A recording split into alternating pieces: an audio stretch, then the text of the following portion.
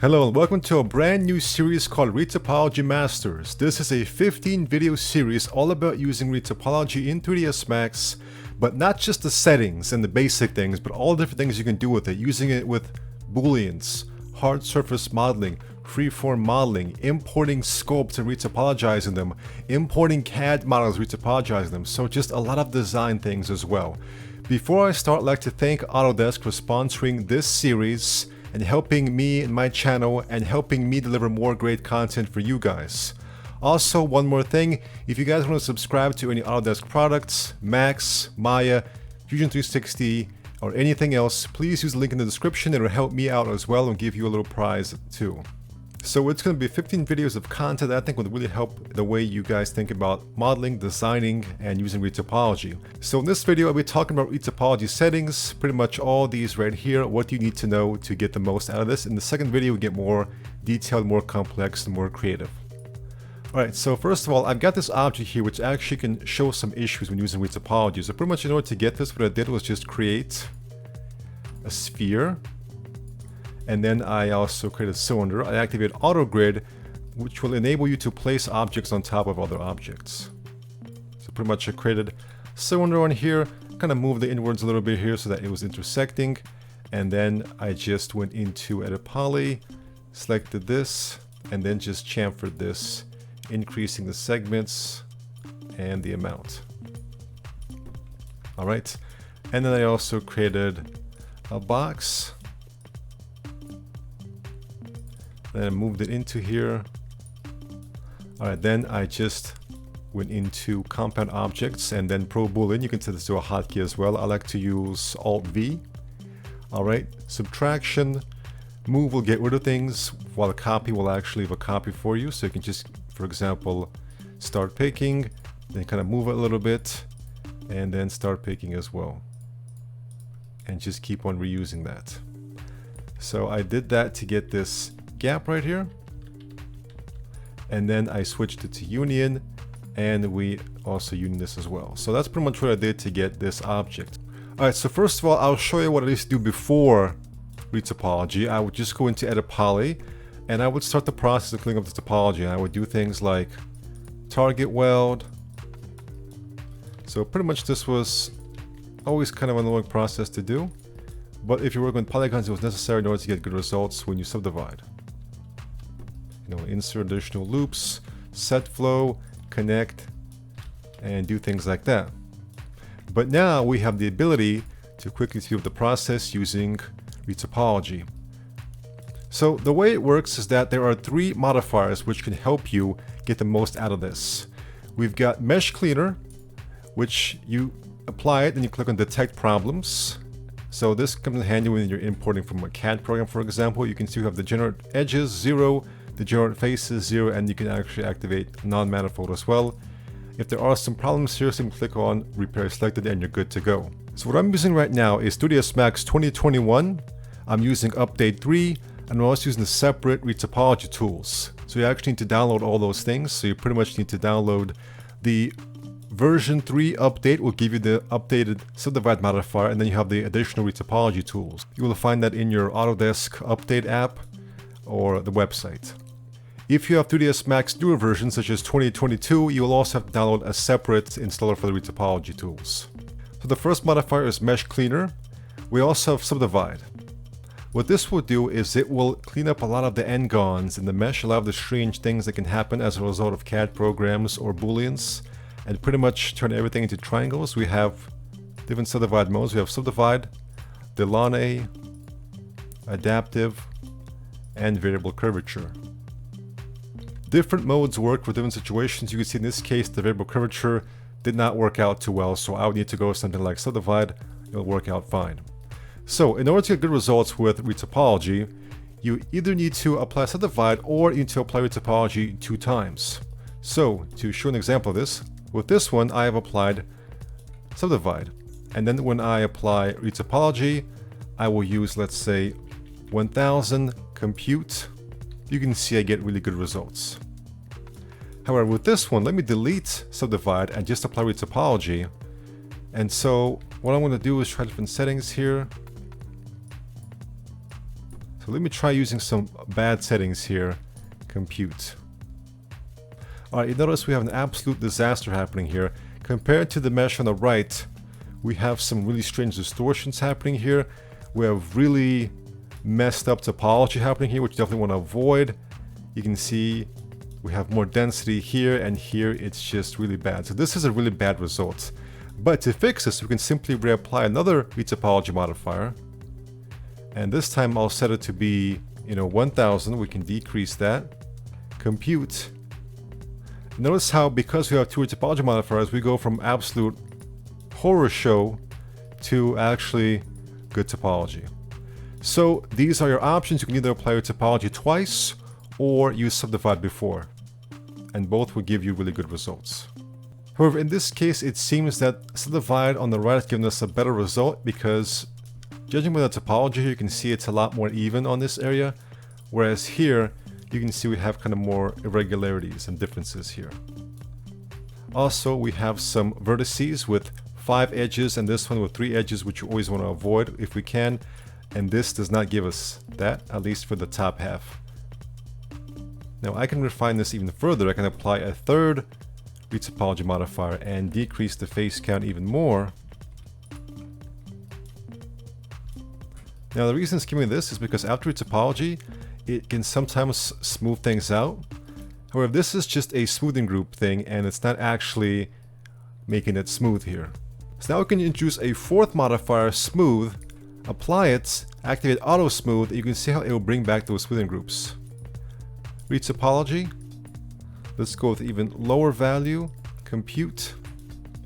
And you can see how it may give us an even simpler result.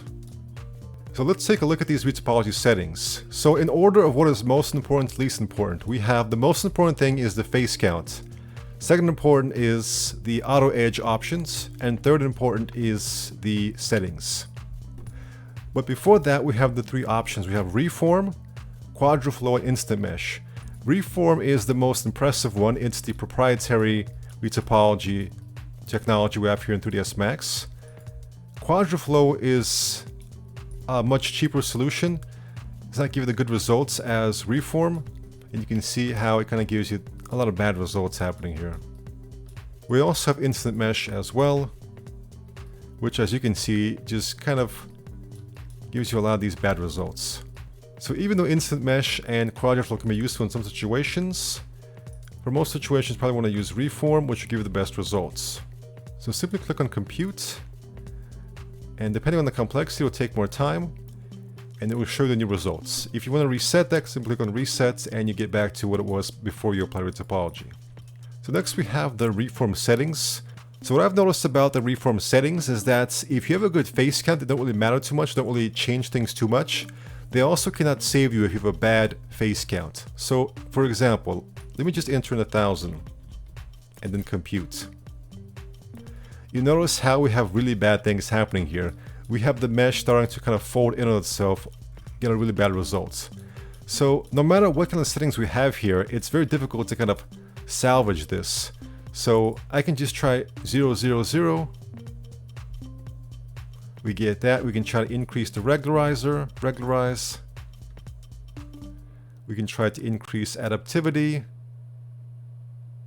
You can see how that does help things, that does solve that issue, but it still is giving us bad results in many situations. So truly the most important thing is the face count. Although remember, in this situation we can reapply another retopology modifier and change it to 500, and there we go. So there's something very important to understand about how retopology works here. You have to understand the density of all the objects that you're using Boolean on. So to give an example of this, let me create another cylinder here to really show you what I mean. So this cylinder has 18 sides, and I will clone this out, and I will give this, let's say, the maximum, which is 200. So the 200 one will give us a lot more options than the 18 sides. And what I mean by that is a lot more options of what kind of face count we want. So for example, if I apply retopology and then use 5000, you can see it gives us pretty good results. Nice and smooth here on the sides, and fixing up the top and bottom. Alright, so 5,000 works, 3,000 works, 1,000, 500, 100. They all work pretty well. If you have a complex mesh, if it's dense, a lot of sides, you can go to a much lower value. However, if you're using an already simple mesh with just 18 sides, you cannot go higher and you cannot have the same options that you do with the higher amount. So you can go from smooth to simple, but you can't go from simple to smooth or to more dense. So for example, with this one, if I apply retopology and go with 5,000, the problem now is because our original mesh is so angular here, you can see we can easily count the angles, 1, 2, 3, 4, whereas with the 200, we can't really count the angles, it's super smooth here. So if we have such a simple mesh and we try to have a really high amount with the retopology, what it's going to end up doing is going to end up inserting loops inside of here, which completely ruins the curvature of this mesh. You can see now, we can very clearly see it's looking very faceted, and we try and turbo smooth this. It's not going to give us what we want, it's going to give us a very angular result here. So, if you have a simple mesh like this, you have to be careful with what you enter here. Unlike with the right mesh, you can't have 5,000 here, probably can't even have 3,000. I know it's also bad. Maybe you can't even have 1,000. Although it is looking a little bit better here, but still not ideal. With this one, you need to go much simpler. You need to go to maybe 400. And as you notice, with 400, it's actually a good fit because it tries to maintain the same number of sides, therefore keeping the smoothness once you subdivide.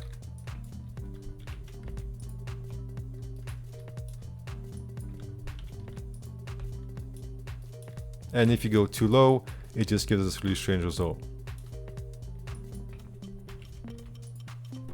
So the reason why this is important is that if you have an object, so let me just create a box here and then let me just edit poly, and then let me just use chamfer here.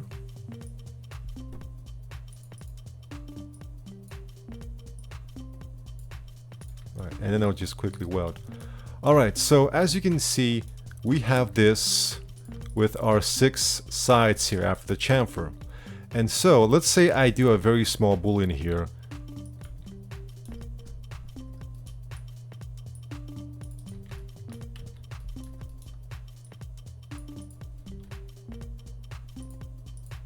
This is going to create a problem for us because the way topology works with polygons is that the smaller the detail you have, the more density you need to properly support that. So this object, the main object, is pretty low on density, but in order to probably get this small little thing here, we're going to need a lot more loops running through here, which means this is a very bad thing to happen. So let me just clone this out. And for this right one, what I would do, the preferred solution is to either have more density when you're chamfering, use more segments, or what I can do is just, let's say, turbo smooth with the smoothing groups option to make this more complex. And then I can pro Boolean. This is going to be a much better choice because now we have a lot more density with our main object, and that will be easier to retopologize for this small detail here as well. Whereas with this, no matter what I choose here, so let me go ahead and then use retopology. So notice the problem. In order to support that small detail, we need a lot more density through here, but that density is going to mess up our smoothness here, and it's going to be very angular here. So essentially, we need to give the program enough density so it knows what our intention is. So what I mean by that is that with our simple cylinder here, you can give your cylinder 8 sides because you know that you as an artist are going to eventually either crease those edges or sharpen it up here, then subdivide. And so your intention is not to have it be 8-sided, but to eventually make it smooth. But when you work with Retopology, it doesn't know what your intention is. So if you give it this object, it's going to assume that you just want it to be angular like this, unless you make it much smaller here. So this is a very bad result because it destroys the smoothness that we intend for this object. So if we go to 10,000, it can support that detail better, but it definitely destroys all the smoothness that we want here. And if we go to a much lower value, that will definitely completely destroy the small object, the small little detail.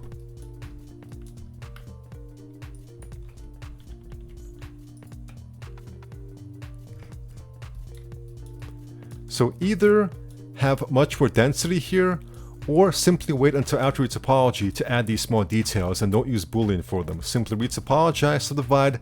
So for example, with this, I'm not even going to Boolean that in there. I'm going to Retopologize. Then for example, I can just collapse this. Let's say turbo smooth, edit poly, and then I can add that small detail.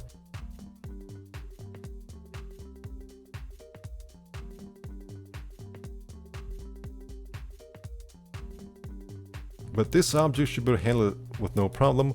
Under Pro Boolean, I'm going to go into advanced options, and I can just turn off no edge removal. Alright. Subdivide, Retopology, compute. As you can see, we still have the smoothness here because of how dense it was, but we can still support the small detail. And you see it turns it into pretty much a hexagon. Before we finish up here, let's take a look at some of the settings for reform. So we have quad tolerance, which is pretty much how much are you willing to go above your face count.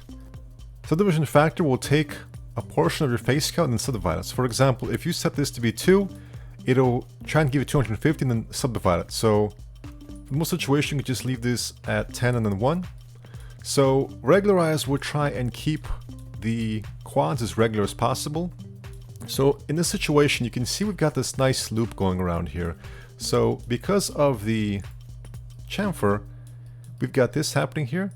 And what this will do is keep a nice loop around here. However, if we increase regularize, if we prioritize the regularity of the polygons and then compute again, notice how it kind of gives us this more kind of neutral result, which is good for some situations, but not good for here. We actually do want the topology going around here because it will maintain the shape a lot better. You can see the shape is kind of lost when the regularize is set to 1, but at 0, pretty much gives us much better loops around here. But you can see how it messes up a lot of other things here. So in this situation, notice the difference between regularize of 0 and then the default 0.5. And this is much better topology right here. Anisotropy is basically calculating between the uniformity of the polygons and how square they are. So with 0, we get this. With 1, we get this. So in this situation, it's not much of a difference. However, in more extreme situations, you'll notice a bigger difference here. And adaptivity is how much it will change local distortions, local changes in the shape. So let's bring anisotropy back to 0.5 with adaptivity of 0. You can see we get this, and then of 1, we get this right here. So it kind of adapts to the local conditions better. To really see this in action, let's make another mesh here. I'm going to make a plane, and actually, I'll go ahead and give it yes. The default, alright. We can create the plane here, and then I can just apply a poly right away. So what I'm going to do is I'll just select this and just say get this.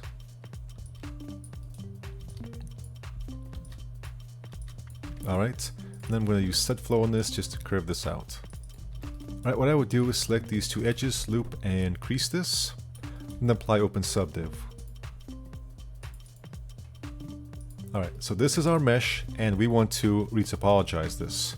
So I'm going to apply retopology. So these settings down here, auto edge, I'll talk more about them as the situation requires. So if I want to retopologize this, let me go ahead and set a really low face count. Let's try 50 for example, and then compute.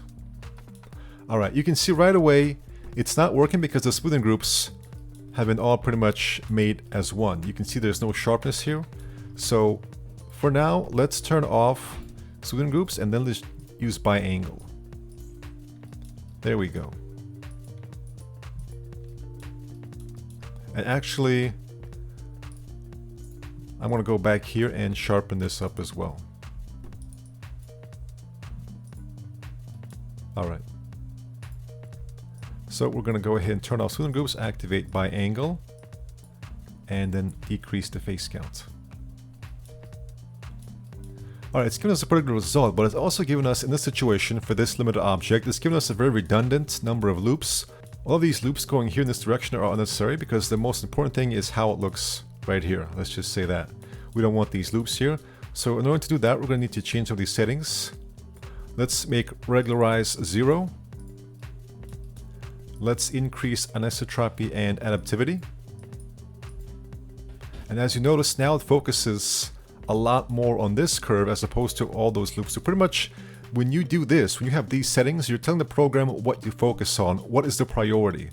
So you're telling the program that the priority is getting this curve here as opposed to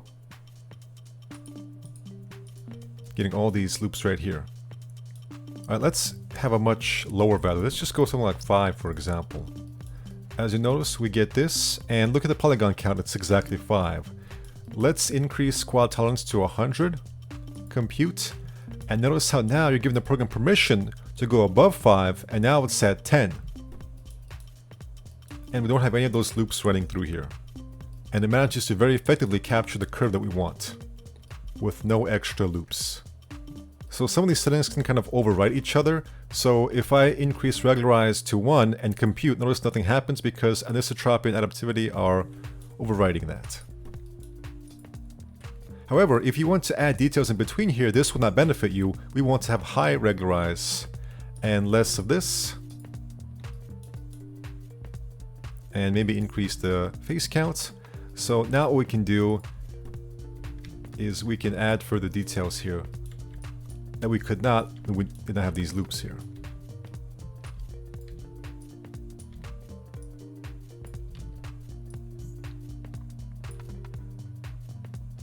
So that's it for part 1. Tune in for the next videos. Thank you for watching and take care.